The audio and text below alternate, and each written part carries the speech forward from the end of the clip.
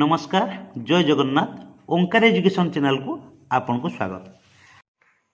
दर्शक बंधु आज आपण मानक पय एक इम्पोर्टेंट वीडियो राज्यर 67टी प्राथमिक विद्यालय उच्च प्राथमिक विद्यालय को अपग्रेडेड हैला। आपण को ब्लॉक लिस्ट एठी देखि नियंतु। आसंतु जानिबा संपूर्ण खबर। ए चिठी उपरे टिके नजर पकांतु।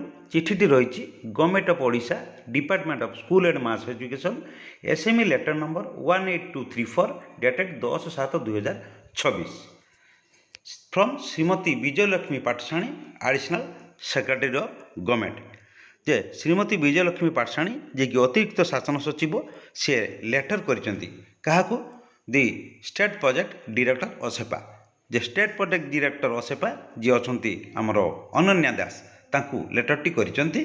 सब्जेक्ट कौन रही upgradation of primary school to upper primary school जे किसी प्राथमिक विद्यालय उच्च प्राथमिक विद्यालय को अपग्रेडेशन पई अप्रूवल होईछि। से कौन लिखिसेंती madam inviting a reference to your letter number 6310 XS 26 dated 11/6/2025 on the subject cited above.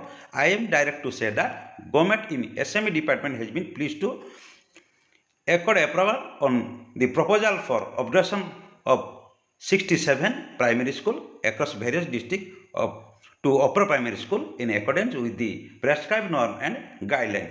से कहते जे गाइडलाइन अनुसार SME डिपार्टमेंट अप्रूवल करिसेंती जे 67 प्राइमरी स्कूल राज्य में भिन्न भिन्न जिलार भिन्न भिन्न ब्लॉक रो किछि स्कूल मानक अपर प्राइमरी अपग्रेडेशन से approval देइछंती।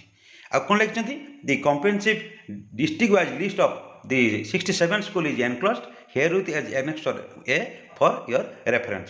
School and mass education department तरफ एनेक्सर 1 ले 67 स्कूल लिस्ट को से एनेक्सर 1 ले स्थानित करिसेंती।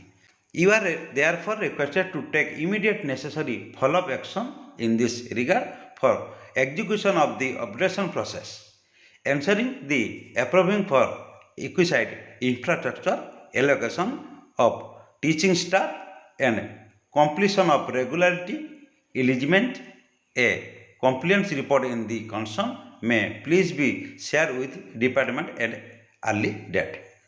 से यही प्रसंग रे कहिसंती उन्नीत होबाकु थिबा 67टी विद्यालय संपूर्ण जिल्लावारी तालिका यही चिठी सह एनेक्चर 1 संलग्न करा जायछि। असेपा को यही विद्यालय गुड़िकर आवश्यक भित्तिभूमि आउ इंफ्रास्ट्रक्चर जगाइबा ता संगे संगे शिक्षकों नियुक्ति आवंटन करिबा एवं परवर्ती आवश्यक बा कार्यानुष्ठान तुरंत ग्रहण करिबा पई निर्देश दिया जायछि। ये चिठी रे मेमो नंबर चिठी दिया जायछि जे 18235 डेटेड 10/7/2026 संपृक्त जिलार डीओ कम डीपीसी मानक कार्यानुष्ठान प्रेरण करा जायछि। राज्य में थिबा एठी अनेक डिस्ट्रिक्ट गुड़ा ना गुड़ा दि जायछि।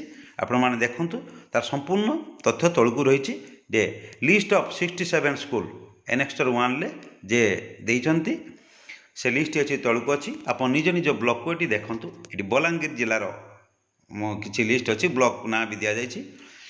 अगलपुर लसिंगा बलांगीर सिमुलिया तापर बरगढ़ तलकू कटक रही गोटे स्कूल देवगढ़ रही 2टी स्कूल ढेंकानाल सदर ब्लॉक रही 2टी स्कूल ढेंकानाल डंगर अच्छी 3टी स्कूल ढेंकानाल हिंदोल अच्छी 4टी स्कूल ढेंकानाल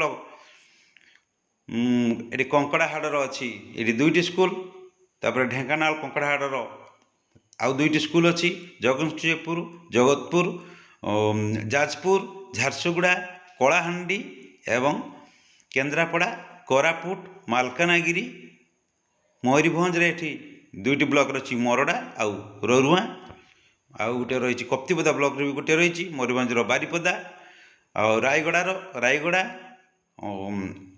नयागढ़ अच्छी रणपुर तापर नुआपड़ा रही पुरी डिस्ट्रिक्ट रे रही 3टी रायगड़ा संबलपुर आउ सुंदरगढ़ एठी 67 स्कूल लिस्ट आसीगला जो स्कूल गुड़िक प्राथमिक विद्यालय रु उच्च प्राथमिक विद्यालय को अपग्रेडेशन करा जायछि।